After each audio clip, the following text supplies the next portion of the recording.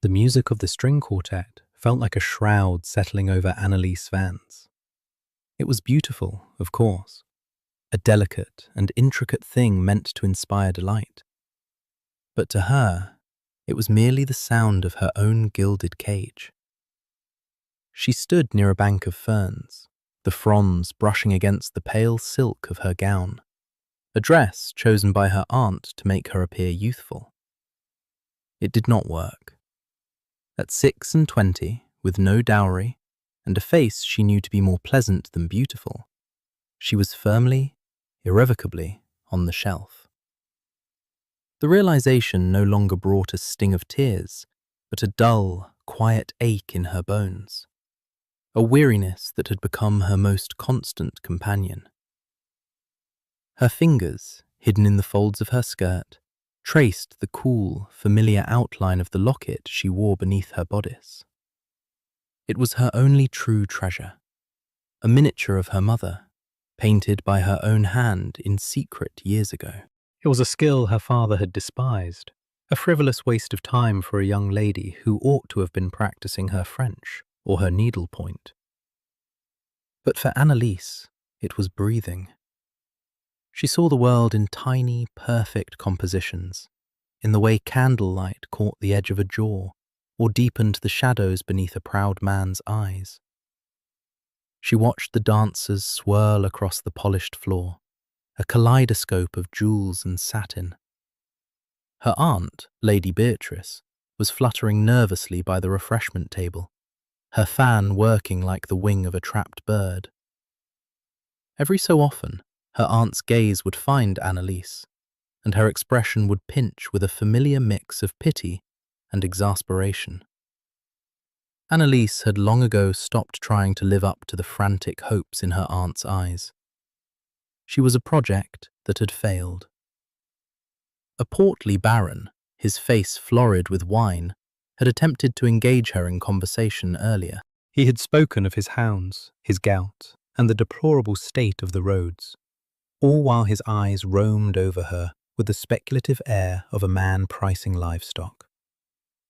She had answered his questions with polite monosyllables until he had huffed and moved on, leaving her in the blessed quiet of her own invisibility.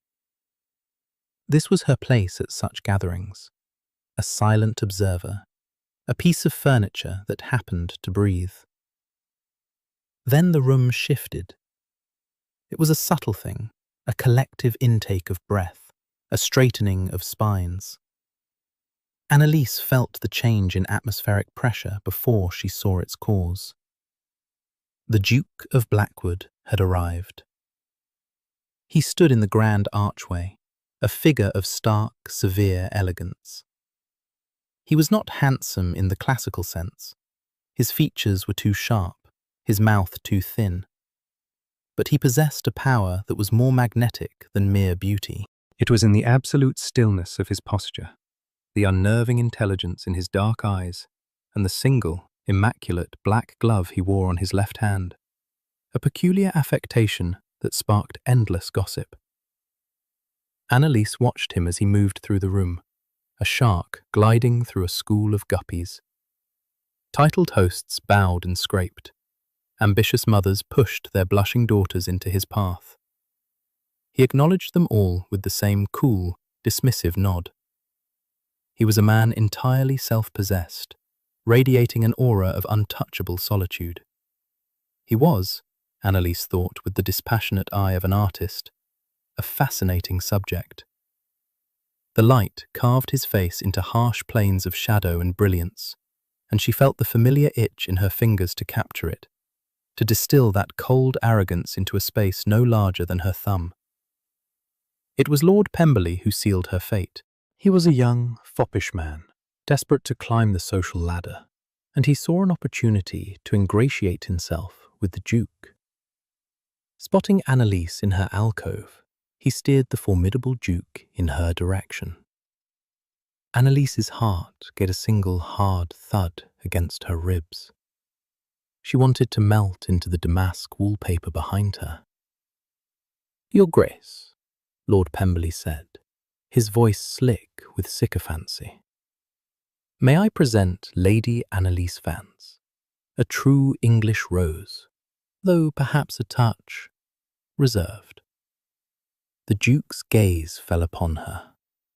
It was not a glance, but an assessment, swift and thorough and utterly impersonal.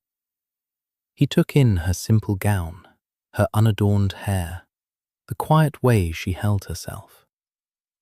Annalise met his eyes directly, a flicker of defiance she could not suppress. For a moment, she saw something in his expression. Not interest, but a flash of… what? Weariness? Annoyance? He did not speak to her. He addressed Lord Pemberley, but his voice was loud enough for everyone in their vicinity to hear. It was a voice accustomed to command, deep and resonant and utterly devoid of warmth. "Pemberley," the Duke said, his tone laced with a faint, cruel amusement. "I have no time for faded goods. Surely you can find a more promising investment for my attention." The words hung in the suddenly silent air. The Duke's dismissal was sharp and cold, like the scent of iron on a winter morning. A collective gasp rippled through the onlookers. Lord Pemberley's face went from pale to crimson. Annalise felt 100 pairs of eyes fix upon her, waiting for the tears, the horrified retreat. But the tears did not come. A strange, glacial calm washed over her. She had been called worthless before, in subtler, more insidious ways, every day of her life for the past decade. This was merely a louder, more public declaration of a truth she had already accepted. The insult was a stone thrown at a fortress that had been built, brick by painful brick, long ago. It could not touch the woman inside. She did not flinch. She did not argue. She simply held the Duke of Blackwood's gaze for one heartbeat longer. Then she smiled. It was not a large smile, just a small, enigmatic curve of her lips. It was a smile that acknowledged his cruelty without accepting it. A shield of glass, appearing fragile but turning back the heat of the world. She gave a flawless, graceful curtsy, turned her back on him and the stunned silence of the room, and walked away. The next morning, the light that streamed into Annalise's small bedroom felt different. It felt cleaner, sharper. Her aunt had been in a state of high hysterics since their return, decrying the Duke's boorishness and Annalise's ruin. Annalise had listened quietly, offering soothing platitudes while a plan, bold and terrifying, formed in her mind. She had not slept. Instead, she had sat at her small writing desk, the tools of her secret trade laid out before her. She had worked by the light of a single candle, her finest brush in hand, a sliver of prepared vellum before her. She had not needed a sketch. The Duke's face was burned into her memory, the arrogant tilt of his head, the contempt in his eyes, and beneath it all, the flicker of something else, something haunted and desperately hidden that only an artist's eye would perceive. She had painted him in the exact moment of his insult, capturing not just a likeness, but an essence. By dawn, it was finished. A portrait no bigger than a crown piece, yet it held the power of a grand canvas. It was him. It was the truth of him. She placed it in a small velvet-lined box. On a sheet of crisp paper, she wrote a simple, unsigned note. "A likeness for your collection, so you do not forget the man you are." She sealed the package and sent it by messenger to the Duke of Blackwood's London residence. Then, and only then, did she feel the tremor in her hands. She had thrown a stone back at the most powerful man in England. The hours that followed were suspended in a strange, taut silence. Her aunt left to pay calls, still lamenting Annalise's fate. Annalise sat by the window, her sewing untouched in her lap, and waited. She did not know what she expected. A furious reply? A visit from his solicitor threatening her with legal action? Or, most likely, nothing at all. Her tiny act of defiance would be crushed by the sheer weight of his indifference. Just after 2 o'clock, a carriage pulled up outside their modest townhouse. It was not ostentatious, but its glossy black panels and the perfectly matched pair of greys bespoke immense wealth. The ducal crest was emblazoned on the door. Annalise's breath caught in her throat. The footman sprang down and lowered the steps. The Duke of Blackwood emerged. He did not look angry. He looked grim, resolute. He strode to the door, and the sound of the heavy brass knocker echoed through the small house. The parlour-maid, her eyes wide with shock, showed him into the drawing-room where Annalise was waiting. She had risen to her feet, her hands clasped before her. He did not bother with pleasantries. He stopped in the center of the room, his gaze locking with hers. The ever-present glove on his left hand seemed starker, blacker in the afternoon light. He held the small box she had sent him. "This," he said, his voice a low rumble, "is the most honest thing anyone has ever given me." He did not open the box. He did not need to. "You have an extraordinary eye, Lady Annalise." Annalise inclined her head, her heart hammering against her ribs. "You have an unforgettable face, Your Grace." A flicker of something, surprise, respect, crossed his features. You took a step closer. "I am not here to apologize. An apology would be an insult, a paltry attempt to plaster over a truth I spoke. I am a cold and ruthless man. The portrait does not lie." "No," she agreed softly. "It does not." "I am here," he continued, his voice dropping even lower, "to make a proposition, a transaction, if you will." He paused, and the silence in the room was as heavy and close as velvet in a sealed room. "I require a wife. The entail on my primary estate demands I am wed with an heir, or it passes to a cousin I despise. I have avoided this necessity for years, but my solicitors inform me my time has run out." Annalise stared at him, bewildered. This was not what she had expected. "I require a duchess who will be quiet," he said, the word chosen with deliberate care. "A woman who will not make social demands, who will not fill my house with her simpering friends, who will not expect affection or conversation. A woman who will perform her duties and otherwise leave me to my own affairs. In return, you will receive a title, a home, and financial security beyond anything you could imagine. You will be the Duchess of Blackwood. You will want for nothing material ever again." He was offering her a prison of gold instead of her current one of bronze. He was offering to buy her, to install her in his life like a piece of fine, silent furniture. It was another insult, grander and more terrible than the one at the ball. And yet, she thought of her aunt's constant, wearying anxiety. She thought of the succession of grasping, unpleasant suitors she would be forced to endure. She thought of a future spent as a dependent, a burden, growing older and more invisible with each passing year. The Duke's offer was cold, yes. It was a business arrangement. But it was also, in its own stark way, an escape. It was freedom. Freedom from expectation. Freedom from pity. Freedom to be left alone. And in that solitude, she could paint. With the resources of a duchess, she could have a studio. She could have the finest brushes, the rarest pigments from every corner of the empire. She could create without hiding, without shame. He was offering her the world, not in the form of his love, but in the form of his absence. "I see," she said, her voice betraying none of the turmoil inside her. "A duchess in name only." "Precisely," he confirmed. "A partner in a contract." She looked at him, the powerful, lonely man who saw people as assets and liabilities.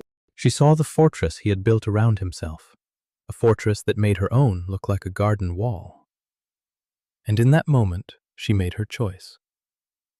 "I accept your terms, Your Grace," Annalise said.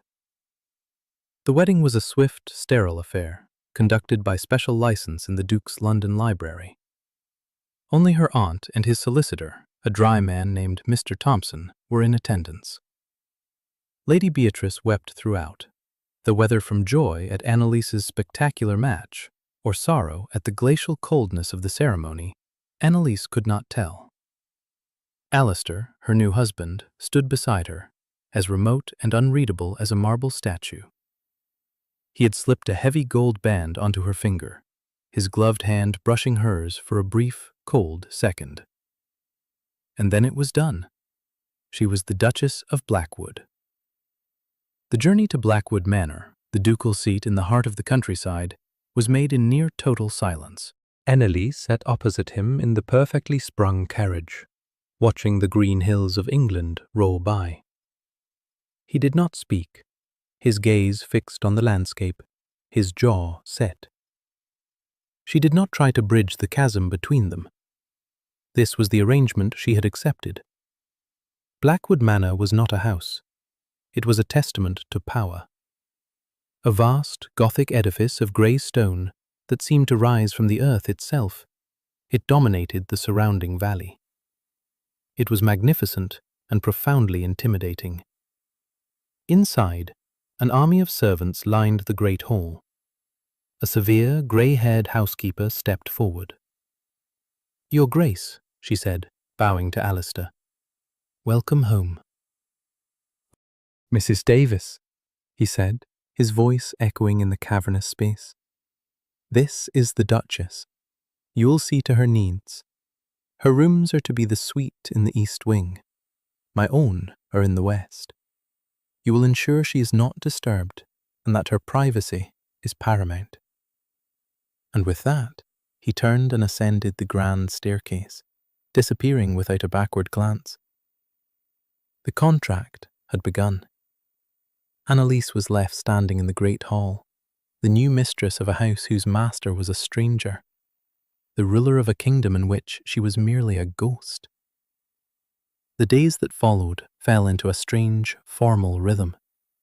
They dined together each evening in a dining hall that could have seated 100.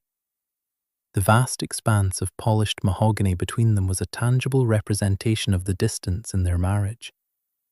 They spoke of the weather, of estate matters in the most general terms, of news from the papers. Their conversation was a polite, brittle veneer over a profound emptiness. He would retire to his library immediately after the meal, and she would be left to wander the silent, echoing corridors of her new home alone. Her suite in the east wing was opulent, with a canopied bed and silks from the Orient, but it felt like a luxurious cell. She found the place she was looking for on the third day, a large, disused solarium at the very back of the house. It was filled with dusty, shrouded furniture and forgotten potted plants, long since dead. But its glass walls faced north and east, and it was flooded with a perfect, gentle light. It was a studio. She began to spend her days there, at first tentatively, with the small travel set of paints she had brought with her. She painted the dead leaves of a geranium, the intricate patterns of dust on a pane of glass. The act of creation was a balm to her soul, a silent rebellion against the emptiness of her life. She lost hours in the quiet concentration of her work, the world outside the dusty glass walls ceasing to exist. One afternoon, she was so absorbed in mixing a particular shade of green that she did not hear him enter. She looked up with a start to see him standing in the doorway, his tall frame silhouetted against the light of the corridor. Her first instinct was fear, the old shame her father had instilled in her. She made a move to cover her work. "Do not," he said. His voice was not harsh, merely firm. He walked into the room, his boots silent on the stone floor. He did not look at her, but at the clutter of her paints and the small, intense studies she had pinned to an old trellis. He stopped before a rendering of a single, fallen feather. So detailed she had captured the tiny, individual barbs. He studied it for a long time. Annalise held her breath. He said nothing. He simply turned and left. The next morning, when Annalise entered the solarium, it was transformed. The dusty furniture was gone. The dead plants had been cleared away. The glass had been washed until it sparkled. In the center of the room stood a brand new, professional artist's easel.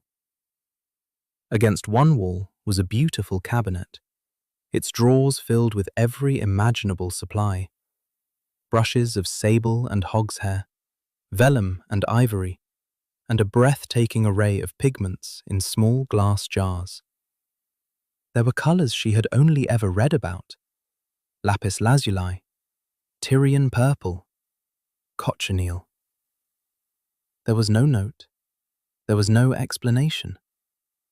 When she saw him at dinner that evening, he made no mention of it. They spoke of a tenant farmer's request for a new roof. But as he looked at her, she saw a flicker of something in his eyes, a grudging acknowledgement. He had not given her praise, but he had given her a space to exist. He had given her tools. It was more than anyone else ever had. Her art became her life. The solarium was her sanctuary. She began to work on larger pieces of ivory, her confidence growing with each stroke. She painted the landscapes she could see from the window, the servants as they went about their duties, the intricate architecture of the old house. She kept her best work locked in a leather portfolio, still a secret, still hers alone. Her newfound purpose was tested by the arrival of Lady Ashworth, a neighbouring landowner and the county's preeminent gossip. She arrived for tea one afternoon, her eyes sharp and her questions sharper. She surveyed Annalise's plain day dress with a critical air. "My dear Duchess," she began, her voice dripping with false sweetness, "you are looking a little pale. Country life can be so dull, can it not? With the Duke so often occupied. You must find a hobby to fill the endless hours. Charity work, perhaps? Or have you any prospect of providing an heir?" The question was a dart, aimed with precision. Annalise felt the familiar heat of shame rise in her cheeks. Before she could formulate a reply, she heard the click of the drawing-room door. Alistair stood there. He had clearly overheard. She saw a muscle tighten in his jaw, a protective instinct she had never witnessed before. But before he could speak, Annalise found her own voice. A strange calm settled over her, the same calm she had felt at the ball. She was the Duchess of Blackwood now. She would not be patronized in her own home. She smiled serenely at Lady Ashworth. "Thank you for your concern, my lady," she said, her tone perfectly even. "But I assure you, my hours are quite full. His Grace has entrusted me with the oversight of the household ledgers. I find accounting to be a most fascinating and fulfilling pursuit. It requires a great deal of precision." Lady Ashworth blinked, nonplussed. Accounting was hardly the genteel pastime she had expected. Alistair, who had indeed given her the ledgers after discovering her sharp mind for numbers, remained silent in the doorway, but Annalise could feel his stillness. It was not a cold stillness now, but an attentive one. She had not only defended herself, she had defended their arrangement, their private, business-like partnership. She had protected his trust in her. When Lady Ashworth finally departed, flustered and empty-handed of any real gossip, Alistair walked over to the tea service. "She is a venomous old woman," he said, his back to her. "She is a bored one," Annalise replied quietly. "There is a difference." He turned, and for the first time, he looked at her not as a contract or a convenience, but as a person.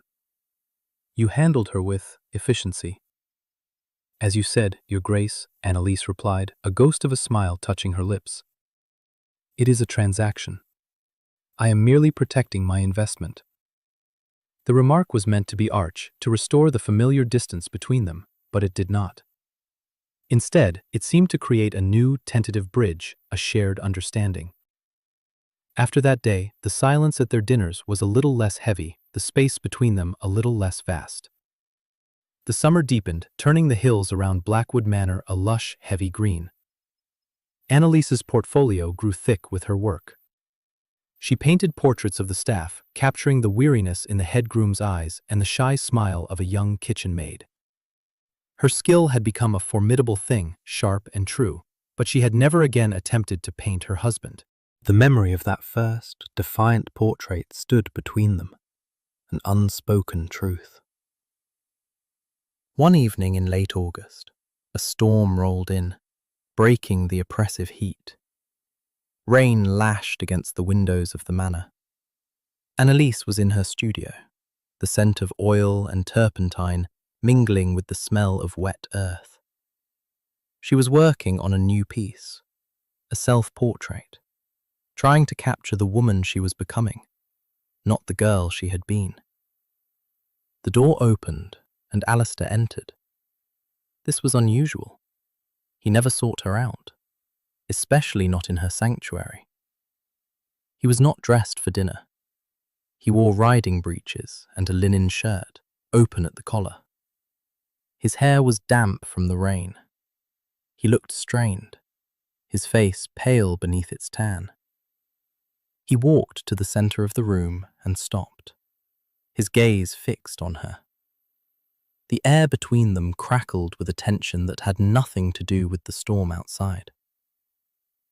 "I was in my father's old study," he said, his voice rough. "Going through his papers." He paused. "I found a letter from my mother. In it was a miniature of my brother." Annalise put her brush down, her hand suddenly unsteady. She knew of his younger brother, Thomas, who had died as a boy. His portrait, a somber oil painting of a serious-faced child, hung in the long gallery. "The portrait you sent me in London," Alistair said, his voice barely a whisper. "After the ball. I have looked at it every night since. I keep it by my bed." He finally met her eyes, and she saw a raw, agonizing vulnerability there that stunned her. "How did you see it?" he asked. "How did you see the rot in me from a single glance across a ballroom?" "I didn't see rot," Annalise said softly. "I saw a haunting. I saw a man wearing a mask." He let out a harsh, bitter laugh. "A mask. Yes." He took a deep, shuddering breath. "My father was a monster. Not a firm man, not a disciplinarian. A monster. He believed the Blackwood name was forged in iron and pain, and he was determined to beat that strength into his sons." He began to pace the room, the story pouring out of him, as if a dam had finally broken. "Thomas was gentle. He loved books, music. My father despised it. He saw it as weakness. One day, I was 12, Thomas was 9. My father found him trying to write a poem instead of practicing his Latin. He took a poker from the fireplace. Alistair stopped, his back to her. His shoulders were rigid. I stepped in front of him. I took the blow meant for Thomas. He slowly, deliberately, began to unbutton the cuff of his shirt. Then he began to peel off the black glove. Annalise watched, her heart a cold, heavy stone in her chest. He turned and held out his left hand. It was not a hand. It was a ruin. A mass of gnarled, twisted scar tissue, the bones of the fingers fused at unnatural angles. It was a testament to a moment of horrific, savage violence. Annalise felt a wave of nausea, of profound pity and horror. "It healed badly," he said, his voice flat and devoid of emotion. But that was not the worst of it. The worst was that it did not matter. A year later, Thomas caught a fever of the lungs. He was gone in a week. I had taken the blow. I had borne the pain, but I had not saved him. My great act of defiance was meaningless. It changed nothing. He looked at his ruined hand, then back at her, his face a mask of anguish. "That is the man I am, Annalise. The man you painted. A failure. A man who carries his own monstrosity on his sleeve, or rather, under his glove. The cruelty I show the world, it is what I feel for myself. What I said to you at the ball, it was born of that self-loathing. I saw your quietness and mistook it for the same weakness my father despised in my brother. And I hated you for it, because I could not bear to be reminded of my failure to protect him." He stood before her, utterly exposed. He had handed her the shards of his broken soul. He had shown her the ugly, secret wound he had hidden from the world his entire life. The great, powerful Duke of Blackwood was, in the end, just a boy who had failed to save his brother. Annalise looked from his tormented face to his shattered hand. Pity was a useless, insulting emotion. He did not need her pity. He needed to be seen. Truly seen. Not as a monster, not as a duke, not as a failure, but as a man. She did not reach for him. She did not offer empty words of comfort. Instead, a profound clarity, sharp and bright as a shard of glass, pierced through her. She knew what she had to do. Her art was not a hobby, not a secret shame. It was her voice. It was her strength. It was the truest part of her. With deliberate movements, she turned and walked to the corner of the studio, where she kept her locked leather portfolio. She placed it on a table and opened the clasp. The silence in the room was absolute, broken only by the drumming of the rain and Alistair's ragged breathing. She took out a small, oval piece of ivory. She walked back to him and held it out. It was a portrait of a young boy with Alistair's dark, serious eyes. But this boy was not somber. He was laughing, his head thrown back, a book open in his lap. It was Thomas, but not the stiff, formal boy from the gallery portrait. It was the Thomas from Alistair's stories, the gentle, joyful boy he had tried to protect. Annalise had painted him from the gallery portrait, but she had infused him with the life Alistair's grief had described. "I have been listening," she whispered. Alistair stared at the miniature, his face crumbling. A single, difficult tear traced a path down his cheek. He reached for it with his good hand, his fingers trembling as they brushed against the smooth ivory. Then Annalise reached back into the portfolio and drew out another piece. It was her self-portrait, the one she had been working on when he arrived. It was not the plain, faded wallflower from the ball. It was a woman of quiet power, her gaze direct and clear, her lips curved in a faint, knowing smile.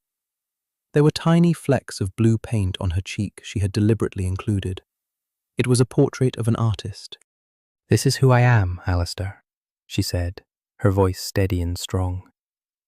"Not faded goods, not a quiet duchess, an artist." She held the portrait of his brother next to her own. "And this is who you have been trying to save.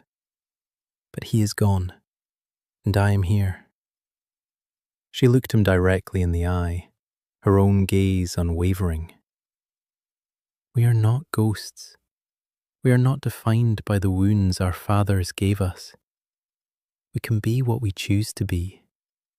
But that life begins with truth, not transactions." She took a breath, summoning all her courage for the final, decisive act. "I will be your wife, Alistair, your true wife, in every sense of the word. We will share a life, not just a house. We will talk, we will argue, we will live." "Or," she said, her voice dropping, but losing none of its steel, "I will be nothing to you at all. I will take my paints, and I will leave. I will not live as a ghost in your house any longer. The choice is yours, but my terms are not negotiable." She stood before him, having laid her entire soul bare, just as he had. She had taken the power he had given her, the vulnerability, the confession, and used it not as a weapon against him, but as a foundation on which to build something new. She was not accepting his life, she was offering him a real one. He looked from the miniature of his laughing brother to the portrait of the strong, vibrant woman before him. He looked at her face, seeing her for the first time, not through the lens of his own pain, but in the clear, honest light of her own being. The carefully constructed walls of his fortress, the one he had been building since he was 12 years old, finally came crashing down. "Annalise," he said. It was the first time he had ever spoken her name without a title. The word itself was a surrender, a prayer. He reached for her, not with his perfect gloved hand, but with his scarred one. He laid its ruined landscape gently against her cheek. She did not flinch. She did not pull away. She leaned into his touch, covering his hand with her own, her fingers, stained with paint, lacing through his. And then he kissed her. It was not a kiss of passion, not of demand. It was a kiss of profound, aching recognition. It was the meeting of two solitudes, the silent acknowledgement of two broken people choosing finally to be whole, together. A year later, the solarium was the brightest room in Blackwood Manor. The storm had passed long ago, leaving the world clean and new. Sunlight streamed through the sparkling glass, illuminating the vibrant, joyful clutter of Annalise's art. Her portraits were no longer hidden away. They were displayed in small, exquisite frames throughout the house, tiny windows into the souls of its inhabitants. Annalise sat at her easel, a soft smile on her face. She was finishing a new miniature. Alistair stood behind her, his chin resting on her hair. His left hand, ungloved and unashamed, rested on her shoulder. The house was no longer silent. It was filled with the low murmur of their constant conversation, with laughter, with life. She added the final, tiny stroke to the piece she was working on. It was a portrait of the two of them. In it, their hands were intertwined, one scarred and ruined, the other slender and stained with paint. It was a portrait of their truth. She had once thought her art was a means of escape, a way to hide from a world that saw her as worthless. But she had been wrong. It had never been a shield. It had been her voice, waiting patiently for the moment she was brave enough to use it. And now, at last, in the quiet strength of her husband's embrace, she was heard.